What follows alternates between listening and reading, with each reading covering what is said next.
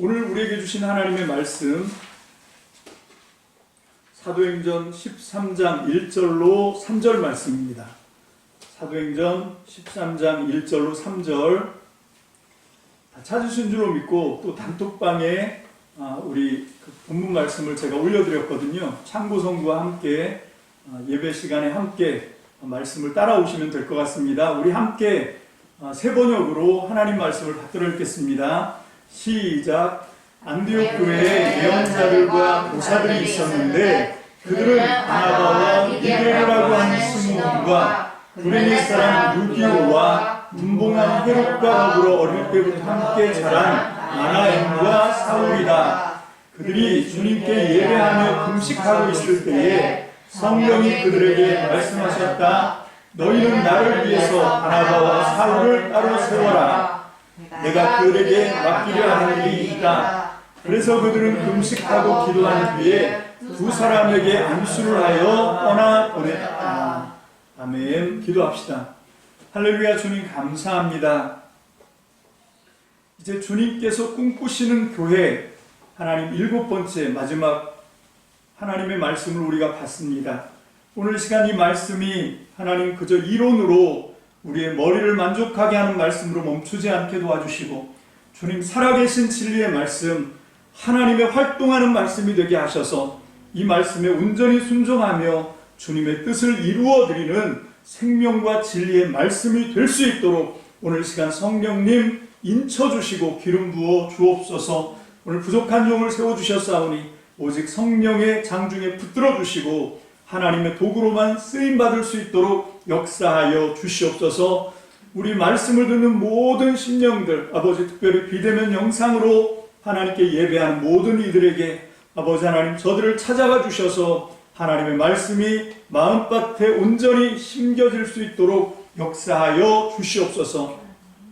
전폭을 주께 맡깁니다. 감사드리옵고 예수님 이름으로 축복하며 기도합니다. 아멘. 할렐루야. 아멘. 이제 전 세계적으로 코로나19 바이러스로 인한 전염병이 이제 창궐해서 팬데믹 사태 온 세계가 다 빠져 있습니다. 그런데 참 재미있는 통계가 하나가 나왔더라고요. 우리나라 통계인데 우울증을 앓고 있거나 우울감, 무기력증 뭐 이런 것 때문에 정신과 치료를 받았거나 아니면 그런 문제를 공식적으로 공식 채널로 상담을 해주는 데 가서 상담을 받으면 이게 통계에 잡히게 된다고 합니다. 그래서 2019년 그러니까 코로나가 없을 때 2019년 한 해 동안 그런 식으로 우울증, 우울감, 무기력증 이런 걸로 상담을 받거나 치료를 받으신 분들이 70만 명 정도 된다고 해요. 우리나라가. 그래서 한 해 보통 70만 명 정도가 그렇게 이제 우울증이나 우울감, 무기력증 이런 정신 문제로 좀 어려움을 당하시는 분들 숫자인데 그런데 코로나가 이제 터지고 나서 2020년 1년 전체 통계가 나온 건 아니고요. 상반기 1월부터 6월까지만 통계가 잡혔는데 1월부터 6월까지 그러니까 한 해 절반인데 무려 60만 명이 넘었습니다. 이게 무슨 얘기인가 하면 2019년도에도 하반기가 상반기보다 하반기가 숫자가 훨씬 더 많다 그래요. 그렇게 얘기하면 이게 그냥 상반기만 해도 거의 1년치 70만 명인데 60만 명 나왔으니까 1년치가 나왔는데 하반기가 상반기보다 훨씬 더 숫자가 늘어난다 그러면 2019년보다 2020년은 우울증, 우울감, 무기력증으로 고통당하는 사람이 배가 넘어간다 그런 얘기가 되는 겁니다. 그래서 생긴 신조어가 코로나 블루예요. 여러분 영어로 블루 하면 이게 푸르다, 파랗다 그런 말인데 이게 정신의학 전문 용어가 되면 이게 아까 얘기한 우울증, 우울감, 무기력증 이런 거를 앓고 있는 그런 거를 블루라고 그렇게 표현을 한다고 해요. 그래서 다름이 아니라 이 코로나 때문에 그런 정신적인 어려움을 호소할 수밖에 없는 상황에 떨어진다. 이게 코로나 블루거든요.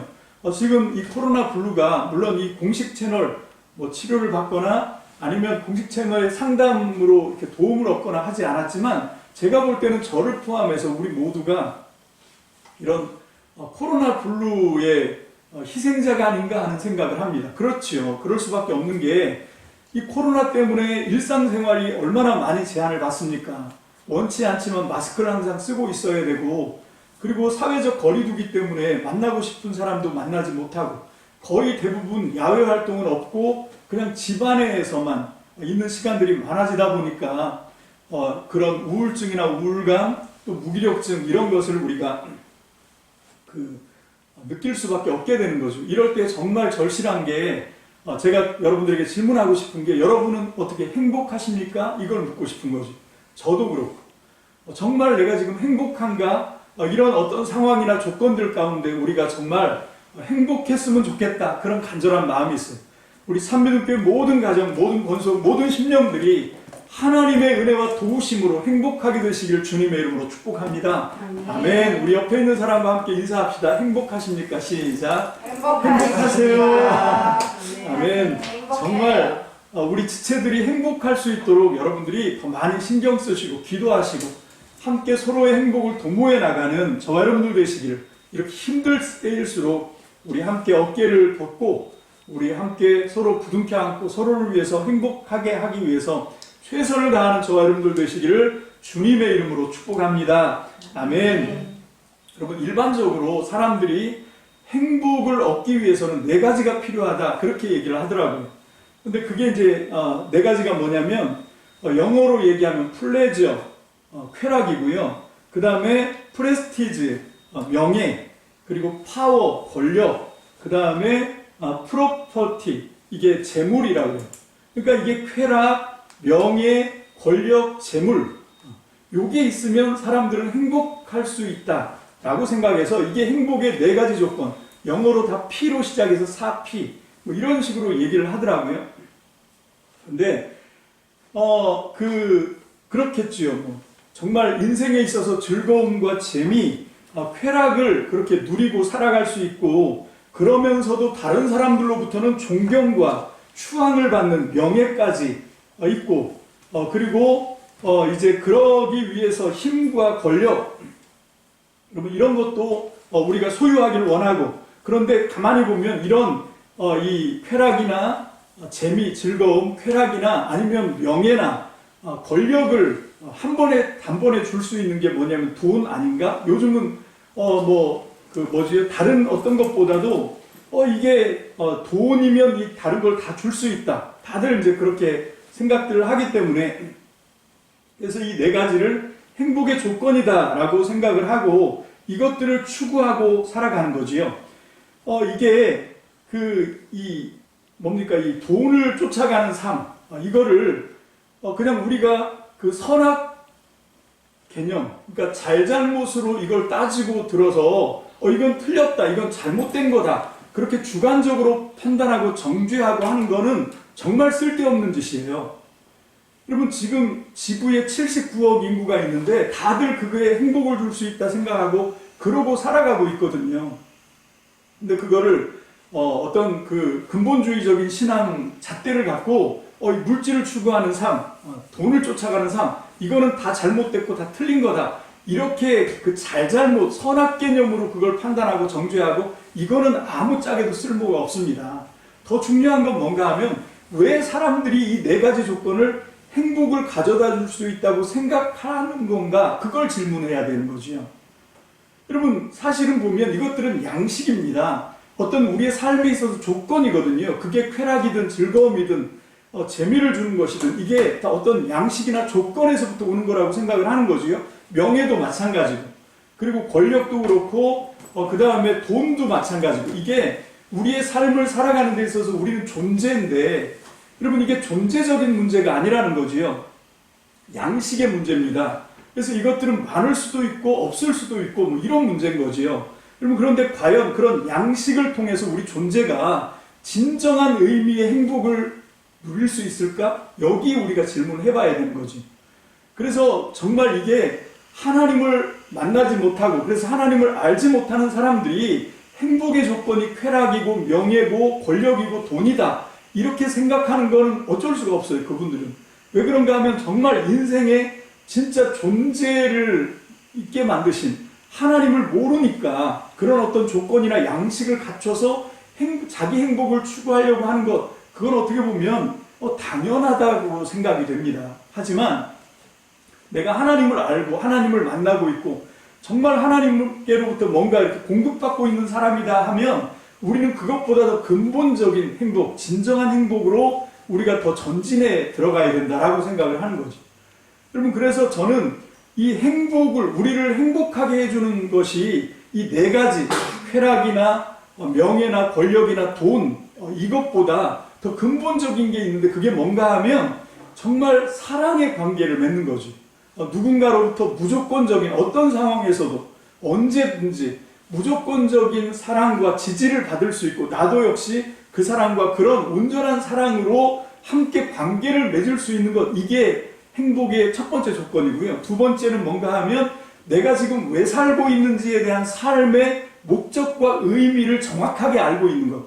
이 두 가지가 사람을 진짜 행복하게 만듭니다. 아까 말씀드린 것처럼 쾌락, 그리고 명예, 그리고 권력, 그리고 물질, 이거는 양식이거든요. 근데 지금 제가 말씀드린 이것도 조건이라고 생각하시면 안 되고 이게 존재의 문제예요. 원래 사람이라고 하는 건 사랑을 주고받을 수 있는 존재가 아닙니다. 여러분, 사람들은 자기의 유익을 위해서 다른 사람들을 이용해 먹는 게 훨씬 더 자연스럽고 훨씬 더 그쪽으로 치우치기가 좋지, 정말 우리가 누군가를 정말 무조건적으로 지지하고 사랑하고 기다려주고 그럴 수 있는, 그게 우리가 원래 그런 존재가 못 돼요. 그래서 우리가 정말 진정한 사랑, 그 사랑의 존재로 어떻게 되면 거듭나야 되는 겁니다. 여러분, 그 사랑을 할 수 있게 하고 그 사랑의 진짜 사랑의 결정은 누군가는 우리가 믿는 하나님입니다. 믿습니까? 아멘. 그 하나님을 통해서 내가 눈을 떠야 되는 거지요. 그 하나님의 능력에 내가 붙들려야 됩니다. 그때 우리는 어떻게 되냐면 도저히 사랑할 수 없는 존재였는데, 그런데 내가 그 하나님의 사랑과 은혜의 능력에 붙들리면 나는 이제 사랑할 수 있는 존재로 거듭나게 되는 겁니다. 여러분, 그래서 우리는 먼저 하나님으로부터 이 사랑을 확인받아야 되는 거예요. 하나님이 나 같은 걸 버리지 않고 변함없이 정말 어마어마한 그런 강도로 나를 사랑하셨구나 라고 하는 그 사랑을 내가 경험하고 체험하는 거, 이게 먼저입니다. 그래서 내가 그 하나님으로부터 내가 사랑받고 있는 존재다라는 걸 발견하고, 그리고 나서 그 다음에 그 사랑을 받은 경험을 가지고 내가 이제 내 주변에 있는 사람, 내 옆에 있는 사람을 내가 그 하나님이 나를 사랑해 주셨던 그 사랑으로 내가 그를 섬기고 사랑할 수 있게 되는 것이요. 여러분, 이게 사랑의 관계입니다. 여러분, 그래서 우리는 사랑할 수 없는 존재에서 사랑할 수 있는 존재로 바뀌기만 하면 우리의 삶은 우리의 조건이나 양식이 어떤 상황에 처해진다 하더라도 우리는 행복할 수 있습니다. 여러분, 두 번째로 인간이 행복해지는 게 삶의 의미와 목적을 찾는 거라 그랬어요. 자, 우리 하나님 말씀을 한번 찾아보기를 원하는데요. 먼저 전도서 말씀입니다. 이사야서입니다. 이사야서. 이사야서 2장 22절. 여러분, 우리가 어떤 인생의 목적을 얘기하는 데 있는데, 우리가 왜 사는가 이걸 얘기하는 데 있어서 우리를 가장 힘이 빠지게 하는 건 뭔가 하면 우리 인생이 너무 허무하다는 거죠. 여러분, 그 인생의 허무를 이사야서 2장 22절은 뭐라고 말씀하고 있냐면, 다 함께 읽습니다. 시작. 너희는 사람을 의지하지 말아라. 그의 숨이 코에 달려있으니 수의 샘할 가치가 어디에 있느냐. 그래요, 우리 인간은 그런 존재입니다. 여러분, 당장 내일도 장담할 수가 없어요. 우리의 존재, 생명이라고 하는 것이 우리 코끝에 달려있는 호흡에 있는데 이게 언제 멈출지 아무도 장담을 못한단 말입니다. 그러니까 내가 살아도 얼마큼 살지를 모르는데 내가 무슨 삶의 목표와 계획을 세우고 삶의 목적을 갖고 이게 무슨 의미가 있냐는 거죠. 무덤 앞에 가면. 그래서 어떤 분이 교수인데 돌아가셨는데 보니까 한 3, 4년치의 세미나 강연 이런 스케줄이 꽉 차 있더래요. 근데 돌아가신 거죠.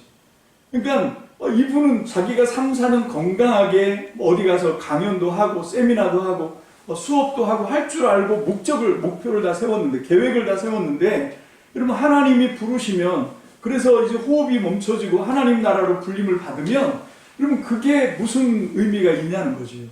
그래서 우리가 어떻게 살 건가, 얼마나 보람있고 의미있게 살 건가, 그렇게 해도 결국 우리는 죽음 앞에 설 수밖에 없고, 그 죽음이 모든 걸 다 삼킨 것 같이 보여진 것입니다. 그래서 그 인생이라고 하는 것이, 삶의 목적이라고 하는 것이 정말 순식간에 지나가는 우리 짧은 인생 가운데서 이게 얼마나 초라한가 하는 것이죠. 그래서 앞에서 언급했던 것처럼 행복의 4가지 조건으로 쾌락, 명예, 권력, 재물 이런 것들도 결국은 그렇게 순식간에 지나가는 정말 아침 이슬과 같이 해가 뜨면 사라지는 그런 헛된 인생 앞에서는 그것이 결국은 쓸쓸함밖에 남는 것이 없고 정말 초라하고 비참하고 허무한 것이다 라고 우리는 느낄 수밖에 없게 된 것입니다. 그것이 이제 전도서 3장 19절에도 우리가 볼 수가 있는데, 전도서 3장 19절 다 함께 봅니다. 시작. 사람에게 닥치는 운명이나 짐승에게 닥치는 운명이 같다. 같은 운명이 둘 다를 기다리고 있다. 하나가 죽듯이 다른 하나도 죽는다. 둘 다 숨을 쉬지 않고는 못 사니 사람이라고 해서 짐승보다 나을 것이 무엇이냐? 모든 것이 헛되다. 여러분, 이 전도서는 그 인생의 참된 의미를 얘기하는데 그 결론이 1장 2절에 나오죠. 헛되고 헛되며 헛되고 헛되니 모든 것이 다 헛되다. 이게 그냥 우리 인생을 향한 평가라고 할 수가 있어요. 여러분, 이게 지혜를 눈 떴다는 사람, 지혜를 좀 알았다고 하는 사람이 결국 우리 인생은 어떤 거냐? 헛된 인생이다. 허무한 인생이다. 그런 얘기를 하는 거잖아요. 여러분, 그게 신약에 오면 고린도전서, 여러분 이 전도서 고린도전서 이게 축약해서 보면 앞에 고자가 붙는 거 차이가 있지. 고린도전서 15장 19절입니다. 다 함께 시작.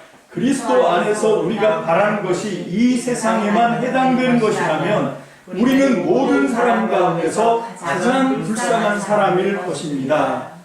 지금 이게 우리의 실존이라는 거예요. 우리가 이 세상에만 어떤 목표, 목적을 가지고 살아간다고 하면 우리 짧은 순식간에 지나가는 우리의 생명, 인생 가운데서 그것이 얼마나 불쌍하냐 하는 것이죠. 여러분, 제가 아까 진정한 행복을 찾을 수 있는 2번째 조건은 삶의 목적을 아는 것이다 라고 말씀을 드렸어요. 내가 왜 살아야 하는지. 여러분, 이 문제가 인간이 유사 이래, 인간 역사가 시작된 이래로 정말 가장 난해한 문제 중에 하나입니다. 내가 지금 왜 살아야 되는가? 그 이유는 뭔가 하면 죽음 때문인 거예요. 여러분, 결국 코끝에 호흡이 멈추면 죽어질 수밖에 없는 존재인데, 그런데 한 치 앞, 자기 코앞의 인생도 알지 못하는데 무슨 왜 살아야 되는가 하는 문제를 찾는 것이 무슨 의미가 있냐는 거지요. 이건 마치 파도에 있는 물거품처럼 금방 사라져버리는 것 같은, 허무하게 사라져버리는 것 같은 그런 인생의 그림이 아니겠습니까? 그래서 사람들은 거의 대부분이 그냥 그저 그대로 막 살아가지요. 흔히들 하는 우스갯소리로 왜 사냐? 그러면 너 사는 거 배 아파서 산다. 이런 대답 우스개로 얘기하고, 그 다음에 유명한 시인의 시가 있죠. 왜 사냐건 그냥 웃지요.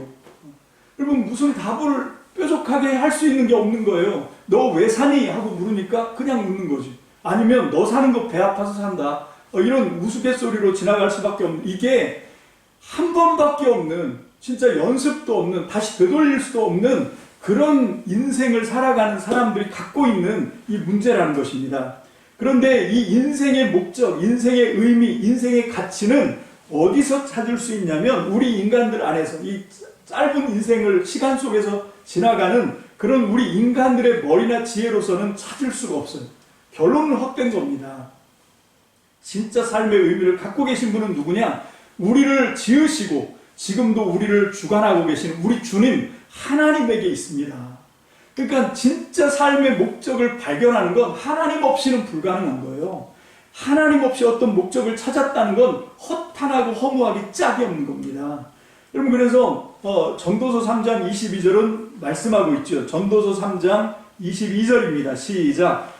그리하여 나는 사람에게는 자기가 하는 일에서 보람을 느끼는 것보다 더 좋은 것이 없다는 것을 알았다. 그것은 곧 그가 받은 몫이기 때문이다. 사람이 죽은 다음에 그에게 일어날 일들을 누가 그를 데리고 다니며 보여주겠는가. 그렇습니다. 여러분, 이게 이 진정한 의미는 우리가 죽은 다음에도 그에게 일어날 일들을 데리고 다니면서 보여주실 수 있는 분, 그게 누굽니까? 우리를 지으신 하나님, 그 하나님 안에서만 우리는 진정한 삶의 목적을 찾을 수 있다라고 얘기하는 것입니다.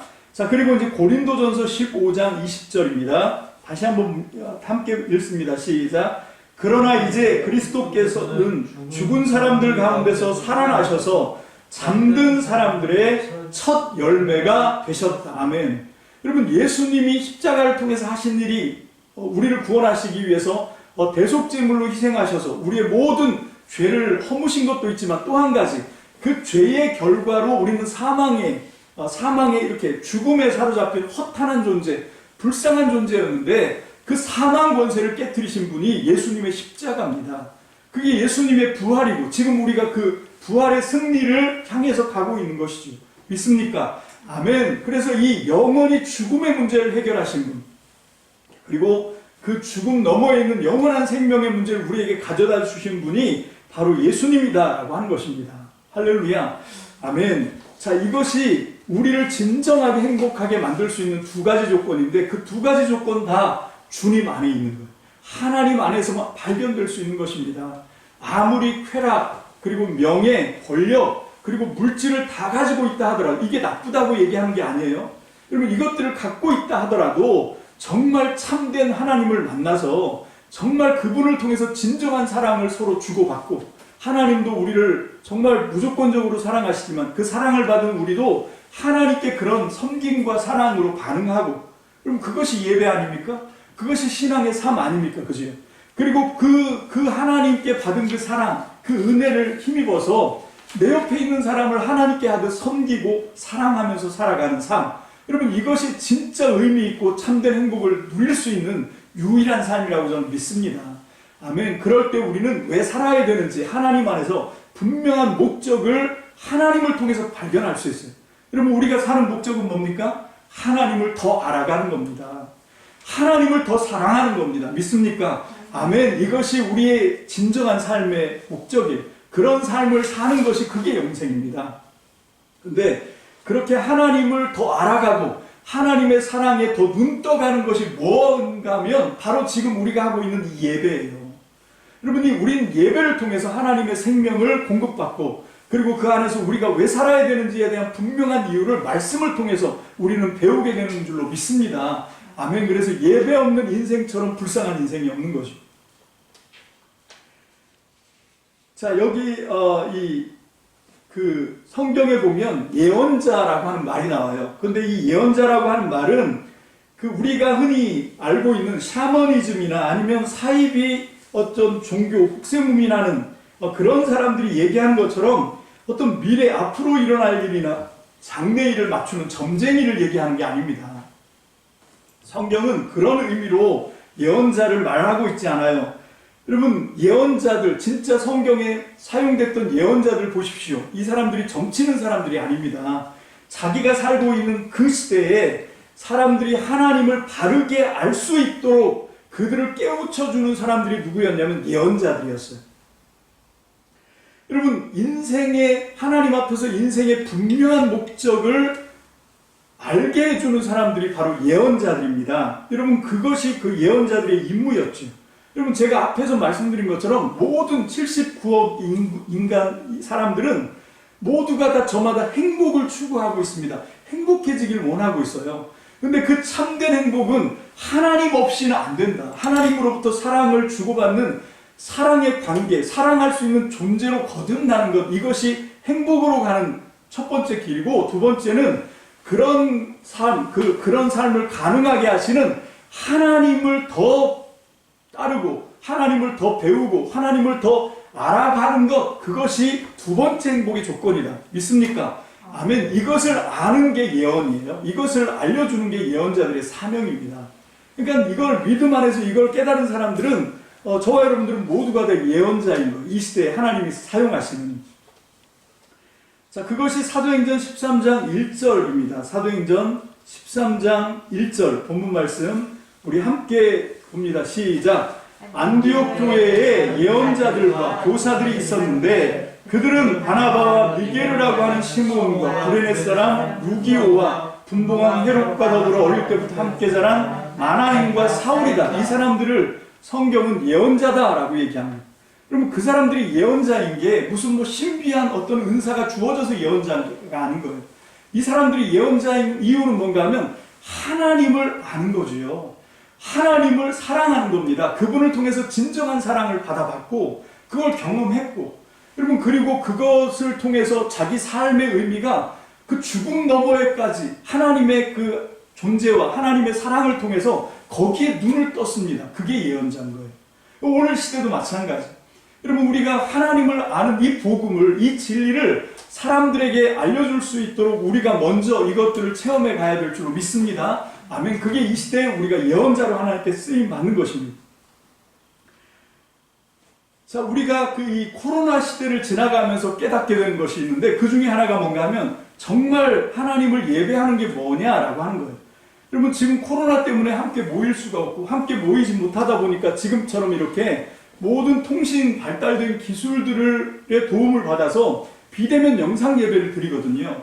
근데 어떤 이 SNS에 보니까 그 비대면 영상 예배 드리는 모습을 사진으로 찍어서 올린 게 있던데 거기 보니까 화장도 안 하고 그냥 파자마 바람으로 머리 당크러진 채로 컵라면을 먹으면서 스마트폰으로 예배 드리는 그걸 이렇게 사진을 찍어서 올렸더라.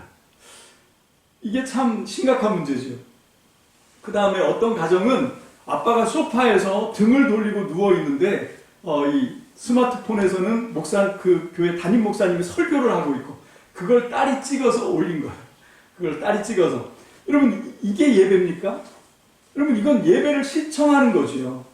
여러분 이게 지금 앞으로 심각합니다. 뭐가 심각하냐면 이 팬데믹 코로나 사태가 지나가고 나서 이제 일상을 회복하고 난 뒤에도 사람들은 조금만 일이 복잡해지거나 아니면 몸이 좀 찌푸듯하거나 하면 우리가 지금까지 했던 그 방식으로 비대면으로 예배를 이렇게 드리는 걸로 넘어갈 수 있습니다. 예전처럼 정말 죽기 살기로 모여서 예배 드리는 그런 풍토가 이제는 이 시대가 바뀐 것 같아요. 그런 세대가 아닌 것 같아요. 이제는 정말 이런 통신 기술이나 이런 것들을 통해서 하나님을 예배해야 되는 그런 시대가 우리가 지금 가고 있는 그런 시대입니다. 그러면 이런 시대일수록 우리는 뭘 해야 되냐면 예배가 뭔가를 회복해야 돼요. 예배의 의미를 다시 한번 생각해 봐야 됩니다. 그러면 사실 그 전에 그렇게 목숨 걸고 모였던 예배는 주일 예배밖에 없었어요. 그죠? 여러분 계속 예배 안 드리고 노예배 예배 없이 쭉 살다가 6일을 살다가 주일날 예배 이걸로 내 할 일 다 했다 이렇게 생각하는 그게 예배입니까? 그럼 그건 예배가 아닌 거죠. 여러분 진짜 참된 예배는 뭔가 하면 아까 말씀드렸던 이 예언 하나님을 아는 능력이 내 안에 생기는 거예요. 그래서 하나님이 우리 인생에 진짜 행복을 가져다 주실 수 있는 유일하신 분이구나 이걸 깨닫는 거죠. 그 하나님을 통해서 우리가 경험하는 그 진짜 사랑 그리고 하나님을 통해서만 우리가 알게 되는 내 인생의 진짜 목적 그렇죠. 그분이 나를 만드셨으니까 만든 분에게 용도가 결정되는 거거든요.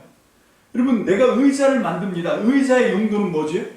앉기 위해서 만드는 거지. 그걸 누가 결정하는 거예요? 만드는 사람이 그걸 계획하고 만드는 겁니다.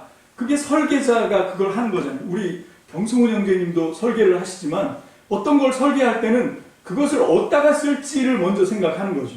그리고 그렇게 사용을 할 때 더 편리하고 유용할 수 있도록 설계를 하는 거거든요. 그럼 우리 인생은 내가 스스로 선택한 게 아니잖아요. 하나님이 나를 지으셨습니다. 그러면 쓰임새도 그분에게 있는 거예요. 용도가 그분에게 있는 겁니다. 인생의 목적이 그분에게 있는 거예요. 이걸 발견하는 게 이게 예언입니다.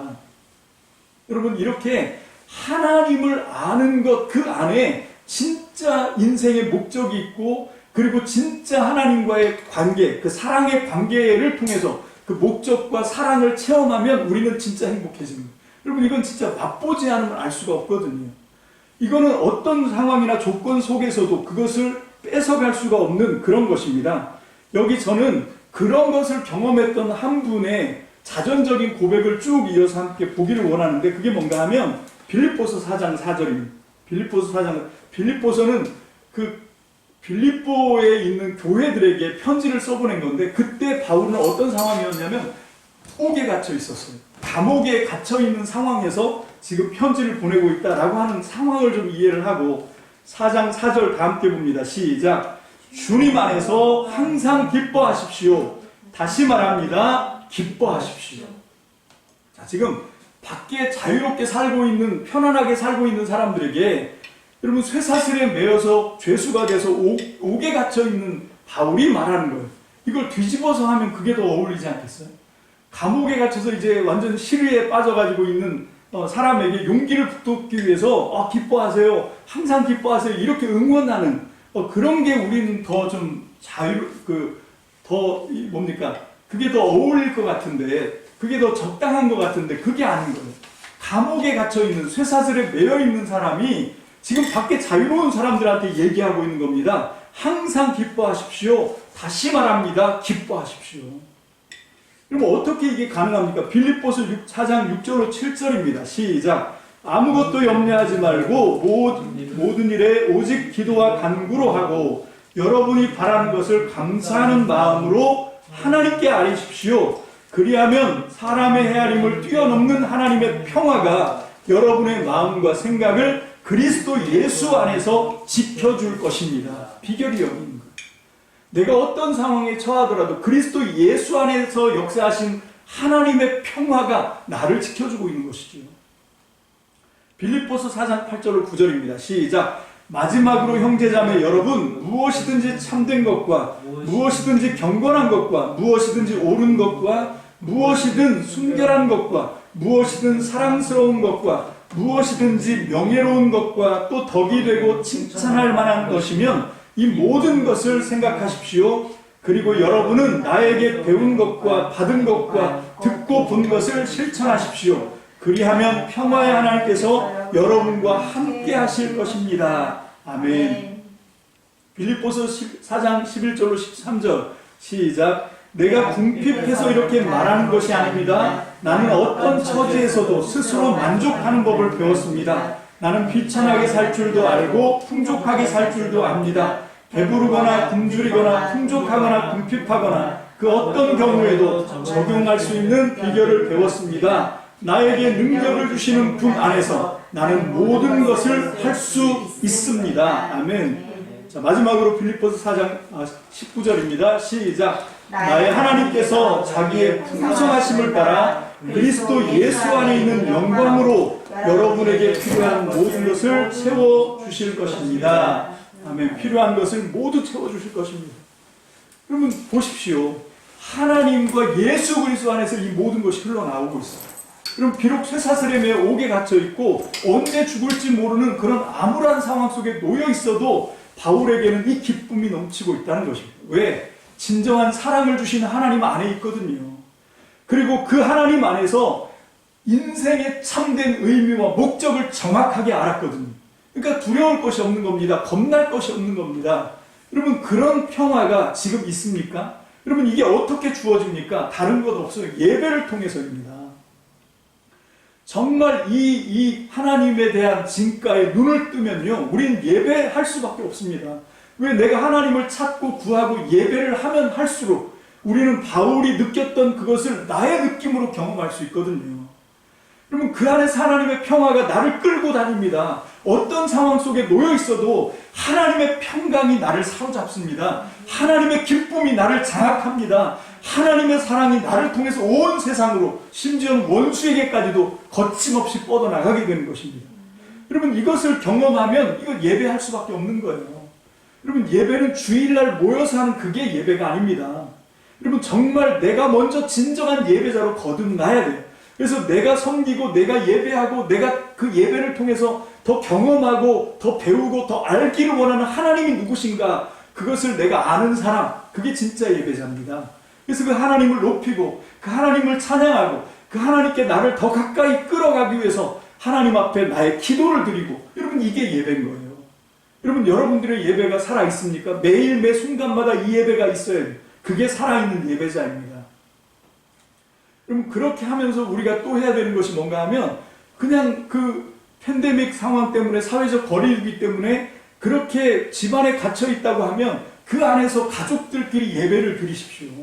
여러분 이 가정 예배가 회복돼야 됩니다. 우리 교회는 팬데믹이 있기도 전부터 주일 저녁 예배 없앤 이유가 가족끼리 예배를 드리라고. 여러분 그 가족들이 함께 그렇게 정말 우리 인생에 참된 행복을 주실 수 있는 능력자, 그 하나님 안에서 진짜 사랑을 경험하고 그 하나님 안에서 내 인생의 목적을 정확하게 발견할 수 있는 여러분 그런 것들을 함께 나누는 것이 예배 아닙니까? 여러분 그렇게 모든 6일 동안도 개인적으로 매일 매순간 하나님을 지향하고 하나님을 사모하고 하나님을 쫓아가고 여러분 그렇게 하면서 예배하다가 주일날 교회에 모여서 함께 모여서 그때 축제 예배를 드리는 거죠. 여러분 이게 예배자입니다. 여러분 우리는 이 예배를 통해서 우리 진정한 인생의 행복, 진정한 인생의 목적을 발견하는 것입니다. 믿습니까? 아멘. 자, 여기 그 시리아 안디옥 교회를 우리가 공부하면서 이 교회를 통해서요, 우리는 하나님이 어떤 교회를 꿈꾸시는가를 사도행전 11장, 13장, 14장 이렇게 하나님의 말씀을 토대로 해서 그 시리아 안디옥 교회를 우리가 공부하고 배웠습니다. 여러분 그 당시까지만 해도 초대 예루살렘 교회에서부터 복음이 시작돼서 그 하나님의 복음이 이제 예루살렘을 넘어서 이제 온 유대와 사마리아로 퍼지고 그리고 그 사마리아 다음으로 이제 바톤을 이어받은 것이 시리아 안디옥 교회 아니었습니까? 그리고 이제 이 시리아 안디옥 교회를 통해서 다시 아시아를 뛰어넘어 유럽으로 이제 복음이 전파되고 땅끝까지 복음을 전파하는 데 쓰임받았던 교회가 이 시리아 안디옥 교회였어요. 자, 그러면 우리는 도대체 이 시리아 안디옥 교회가 어떻게 이렇게 한 시대 하나님께 유용하게 쓰임받을 수 있었는가, 그걸 우리가 배웠거든요. 오늘이 이제 그 결론을 내리는 시간입니다. 그럼 우리는 흔히 생각하면 어떤 단체나 어떤 회사나 이런 걸 볼 때 그 회사의 지도자가 누구냐, 그 회사의 리더십이 누구냐, 이걸 통해서 그 회사의 어떤 것들을 결정하려고 하는 그런 착시 현상에 빠질 때가 많습니다. 그러면 현대하면 정주영, 그리고 삼성하면 이병철 회장, 그리고 대우하면 김우중 회장, 그런 시대는 이제 지나갔습니다. 그건 1960년, 70년대에 있었던 얘기예요. 그때는 그런 게 통했습니다. 신화처럼 어떤 한 영웅이 정말 탁월한 리더가 지도력을 발휘하면 그렇게 됐었어요. 근데 하나님은 그런 걸 원하지 않습니다. 어떤 회사마다 단체마다 거기 보면 뭐 사명 선언이나 비전 선언이나 그런 거 있거든요. 근데 그게 정말 그 모임이나 단체를 그렇게 규정하는 걸까요? 저는 전혀 아니라고 생각합니다. 여러분 그건 그냥 포장이에요. 포장. 포장지를 찍고 들어가야 진짜가 보이거든요. 그 진짜는 어디서 결정되냐면 그 모임이나 단체 구성원들이 매일의 시간들을 무엇을 위해서 투자하고 쏟고 있느냐, 그걸 보면 알 수 있는 거예요. 거기서 정체가 결정되는 겁니다. 거기서 어떤 모임이나 단체 진가가 거기서 나오는 거지, 무슨 거창하게 포장으로 써놓은 사명선언이나 비전선언문이 그 단체나 어떤 모임이나 우리 지금 교회를 얘기하니까 교회를 결정하는 게 아니에요.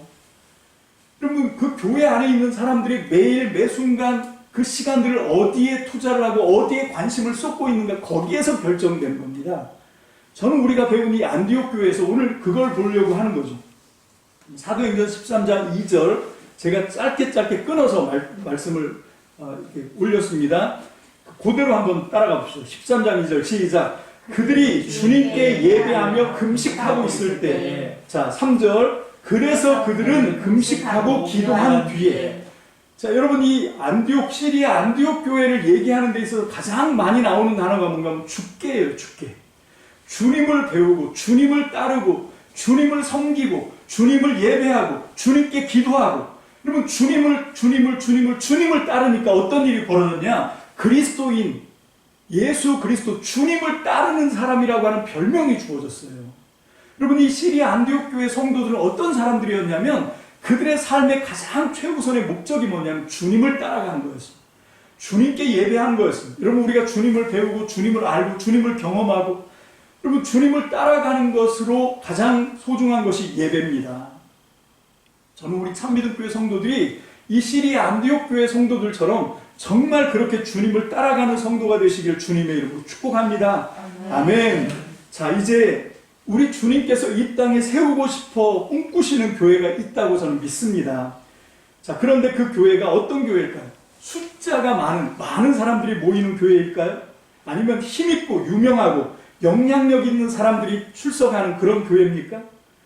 아닙니다. 정말 주님이 원하시는 교회는 뭔가 하면 정말 두드러지게 드러내고 뭐 자랑할 만한 게 없는 평범한 사람이라고 하더라도 진짜 주님을 사랑하는 사람, 정말 인생을 들어서 주님을 쫓아가고 싶은 사람, 정말 자기 삶의 진짜 행복과 진짜 만족을 주시는 분이 주님이라고 확신해서 그 주님을 영원토록 찬양하며 주님을 배우기를 원하는 사람, 그런 사람들이 있는 교회를 주님은 세우기를 원하십니다.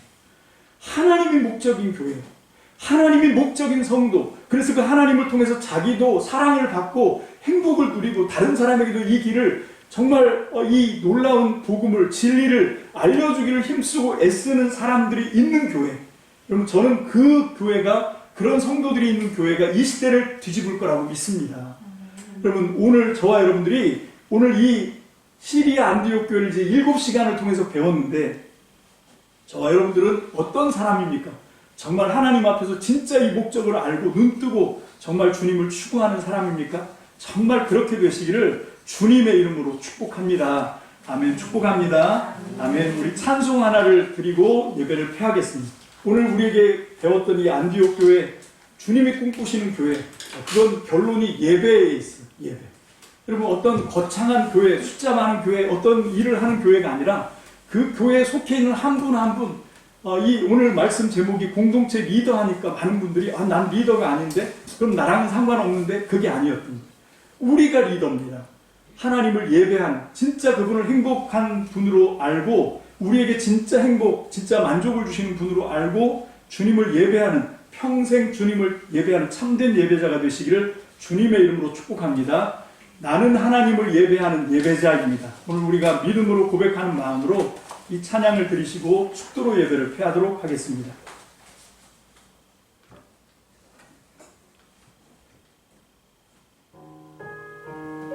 나는 하나님을 예배하는 예배자입니다. 나는 하나님을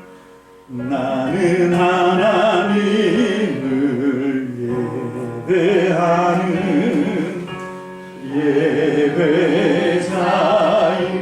예배자입니다. 내가 서 있는 곳, 내가 서 있는 곳 어디서나 하나님을 예배합니다. 내 영혼 거룩한 은혜를 향하여 내 마음 안전한 하나님 향하여 이곳에서 바로 이 시간 하나님을 예배하. 내 영혼 거룩한 은혜를 향하여 내 영혼 거룩한 은혜를 향하여 내 완전한 하나님을 향하여 하나님 향하여 이곳에서 바로 이 시간 하나님을 예배합니다. 기도합니다. 지금 어떤 교회를 출석하고 있는가? 하나님이 그걸 물어보시는 것이 아닙니다. 너는 지금 하나님 앞에 제단을 쌓은 자인가? 정말 우리가 하나님을 예배하고 하나님을 사랑하고 하나님을 정말 추종하고 하나님을 섬기기 위해서 내 삶 속에 하나님을 향한 예배의 제단을 쌓고 있는지, 내가 정말로 내 온 마음과 정성을 다하여 하나님을 예배하려고 하는, 그래서 그 예배를 통해서 하나님과 교제하고 그 교제를 통해서 하나님의 그 놀라우신 사랑과 그 완전함을 배우기를 원하는 하나님, 그런 진정한 예배자, 하나님 앞에 섬기는 제단이 쌓여져 있는 하나님 제단을 쌓는 자가 되기를 원합니다. 그래서 아버지 하나님, 정말로 우리 참믿음교회 한 분 한 분이 어떤 상황 속에 있든지 어느 곳에 서 있든지 하나님이 찾으시는 진짜 예배자가 될 때 하나님 그 모임을 통해서 하나님께서 이 시대를 뒤집어 엎는 위대한 일을 하실 줄로 믿습니다. 그렇습니다. 하나님, 진짜 부흥은 사람이 만드는 것이 아닙니다. 오직 주님께서 하실 줄로 믿습니다. 시리아 안디옥 교회를 통해서 그렇게 하신 것처럼, 또 예루살렘 교회에서 그렇게 하셨던 것처럼 아버지 하나님, 우리 참믿음 교회에서도 하나님이 그렇게 하실 것을 믿고, 아버지, 우리는 다만 각자가 자기의 삶의 자리에서 신실하게 하나님을 섬기고 예배하는 예배로 승리하는 자가 되기를 원합니다. 그럴 때 하나님께서 그 진짜 예배자를 통해서 아버지 이 시대의 모든 문제를 해결하고 아버지 모든 우울하고 무기력하고 능력 없는 사람들을 진짜 삶의 행복을 맛보게 하는 아버지 이 시대에 깨어있는 쓰임받는 하나님의 교회가 될 줄로 믿습니다. 하나님 그 목적을 위해서 나를 드리길 원합니다. 헌신하는 저와 우리 참믿음 성도들이 아버지 먼저 눈을 뜬 우리들이 되기를 원합니다. 주님 우리를 붙잡아 주셔서 이제 21세기의 대한민국의 상황에서 아버지 우리가 하나님 앞에 안디옥 교회로 쓰임받기를 원합니다. 주님, 주님이 꿈꾸는 교회로 사용되기를 원합니다. 주님 우리의 간구를 들으시고 역사하여 주시옵소서.